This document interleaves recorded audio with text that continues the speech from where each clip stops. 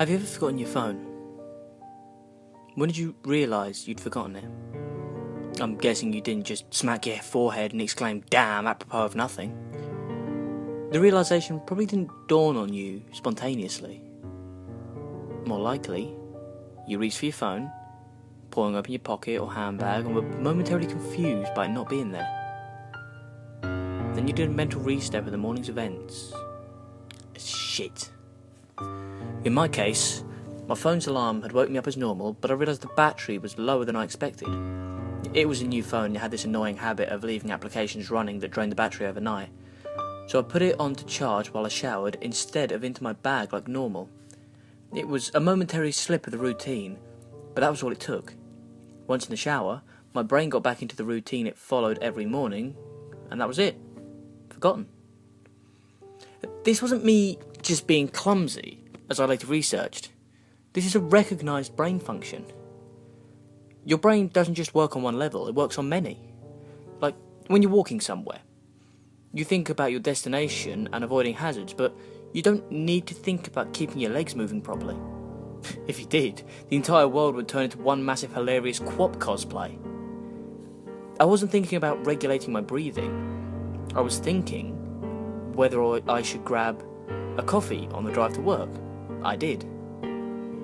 I wasn't thinking about moving my breakfast through my intestines. I was wondering whether I'd finish on time to pick up my daughter Emily from nursery after work or get stuck with another late fee. This is the thing. There's a level of your brain that just deals with routine, so that the rest of the brain can think about other things. I mean, think about it. Think about your last commute. What do you actually remember? Little, if anything, probably. Most common journeys blur into one, and recalling any one in particular is scientifically proven to be difficult. Do something often enough, and it becomes routine. Keep doing it, and it starts being processed by the thinking bit of your brain and gets relegated to a part of the brain dedicated to dealing with routines. Your brain keeps doing this without you thinking about it. Soon, you think about your route to work as much as you do keeping your legs moving when you walk. As in, not at all. Most people call this autopilot, but there's a danger there. If you have a break in your routine, your ability to remember and account for the break is only as good as your ability to stop your brain going into routine mode. My ability to remember my phone being on the counter is only as reliable as my ability to stop my brain entering morning routine mode, which would dictate that my phone is actually in my bag. But I didn't stop my brain from entering routine mode. I got into the shower as normal. Routine started, exception forgotten. Autopilot engaged. My brain went back in the routine. I showered, I shaved, the radio forecast amazing weather. I gave Emily her breakfast and loaded her into the car. She was so adorable that morning. She complained about the bad sun in the morning blinding her eyes, saying it stopped her having a little sleep on the way to the nursery. And we left. That was the routine. It didn't matter that my phone was on the counter, silently charging. My brain was in the routine, and in the routine, my phone was in my bag. This is why I forgot my phone. Not clumsiness, not negligence. Nothing more than my brain entering routine mode and overwriting the exception. Autopilot engaged. I left for work. It's a sweltering hot day already. The bad sun had been burning since before my traitorously absent phone woke me. The steering wheel was burning hot to the touch when I sat down.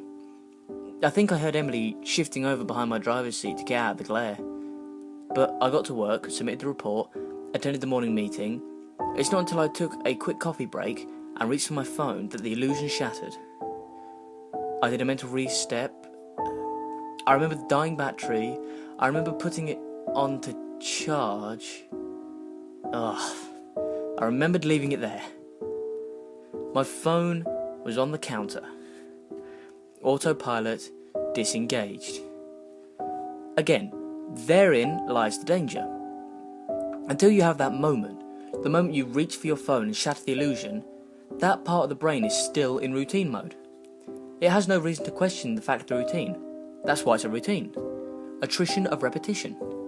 It's not as if anyone could say, "Why didn't you remember your phone? Didn't it occur to you? How could you forget? You must be negligent."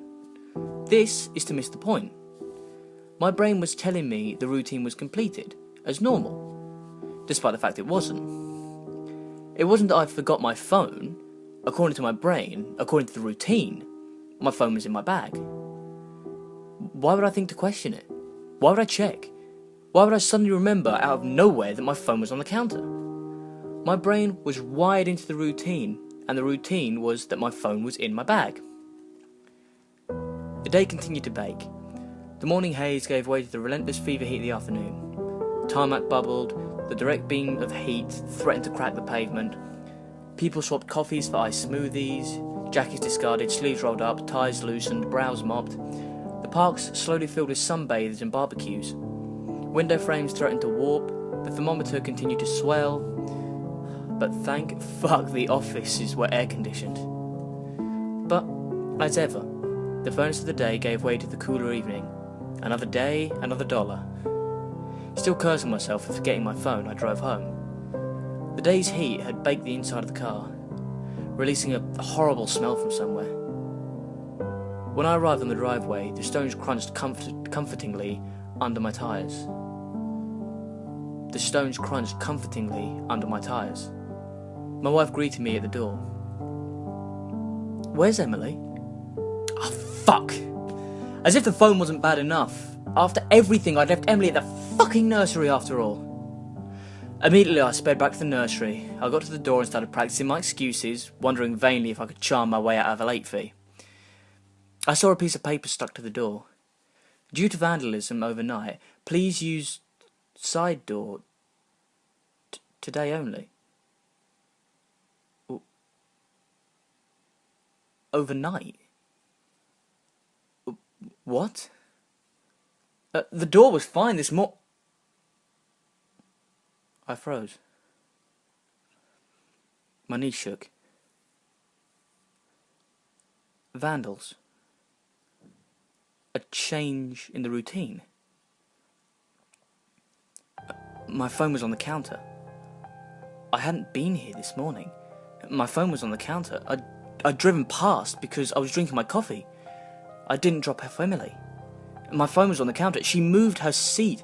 I hadn't seen her in the mirror. My phone was on the counter. She'd fallen asleep out of the bad sun. She didn't speak when I drove past her nursery. My phone was on the counter. She changed the routine. My phone was on the counter. She changed the routine and I'd forgotten to drop her off. My phone was on the counter. 9 hours. That car, that baking sun, no air, no water, no power, no help. That heat. A steering wheel too hot to touch. That smell. I walked to the car. Numb. Shock. I opened the door. My phone was on the counter. And my daughter was dead. Autopilot. Disengaged.